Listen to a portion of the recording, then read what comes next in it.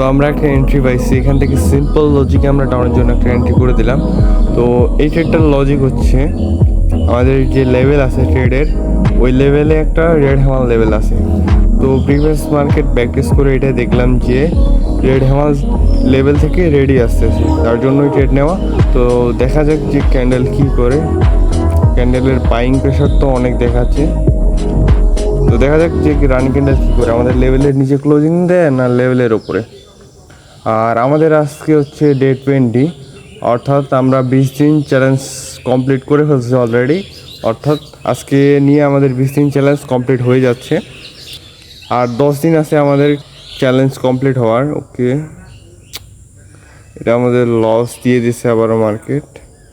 তো আমাদের ব্যালেন্স বর্তমান $4 দাঁড়িয়েছে, আর বাইন্যান্সে $23, অর্থাৎ টোটালি আমাদের ব্যালেন্স আছে $27।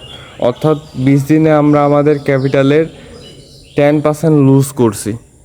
তো লেটস সি, দেখা যাক আমরা আর 10 দিন নিজের ক্যাপিটালটাকে হোল্ড করে রাখতে পারি কি না, $30টাকে হোল্ড করে রাখতে পারি কি না। আর আমরা এখন থেকে একটা নিউ রুলস অ্যাড করছি, যেটা হচ্ছে একদিন ট্রেড করবো আরেকদিন ট্রেড করবো না। যেহেতু আমাদের সাইকোলজি ভালো যাচ্ছে না, তার জন্য আমি একদিন অ্যানালাইজ করব, তারপরের দিন ট্রেড নেব। তার জন্যই এই রুলস অ্যাড করা। তো লেটস সি, দেখা যাক কী হয়। আর দেখা হচ্ছে নেক্সট ডে 21-এ। আর এতক্ষণ ভিডিওটা দেখার জন্য অসংখ্য ধন্যবাদ জানাই সবাইকে।